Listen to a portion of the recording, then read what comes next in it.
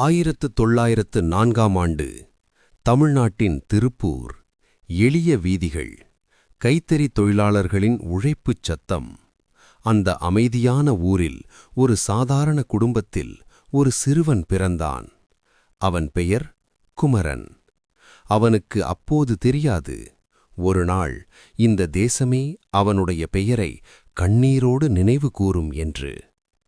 சிறுவயதிலேயே குமரன் பார்த்தான், இந்த நாட்டில் பிறந்த இந்தியர்களே அடிமைகளாக நடத்தப்படுவதை.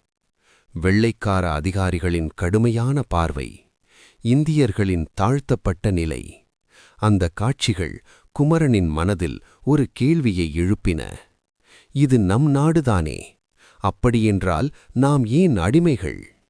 விடுதலைப் போராட்ட வீரர்களின் கதைகள், தேசபக்தி உரைகள், காந்தி, திலகர் போன்ற தலைவர்களின் போராட்டங்கள், இவை அனைத்தும் குமரனின் இதயத்தில் தேசப்பற்றை விதைத்தன.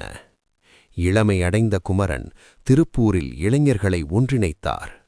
போராட்டங்களுக்கு தலைமை தாங்கினார். அவர் நம்பினார், இந்த நாடு தியாகத்தால்தான் சுதந்திரம் பெறும். அந்த காலத்தில் தேசிய கொடியை ஏந்துவது ஒரு குற்றம். ஆனால் குமரனுக்கு தேசிய கொடி ஒரு துணி அல்ல, அது இந்தியாவின் மரியாதை, இந்தியாவின் ஆன்மா.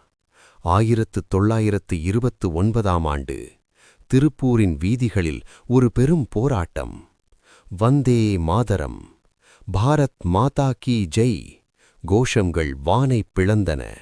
அந்த கூட்டத்தின் முன்புறம் குமரன், அவர் கையில் இந்திய தேசிய கொடி. அப்போது பிரிட்டிஷ் போலீசார் வந்தார்கள். லத்திகள் உயர்ந்தன. அடுத்த நிமிடம் லத்தி சார்ஜ். குமரன் மீது அடி, அடி, அடி. உடல் இரத்தத்தில் நனைந்தது.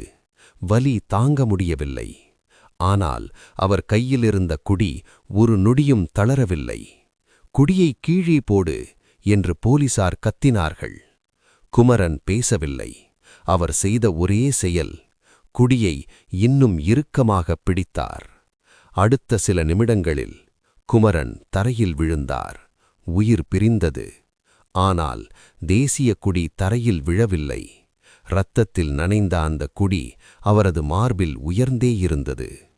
அன்று ஒரு மனிதன் இறக்கவில்லை, ஒரு வீரன் அமரனானான்.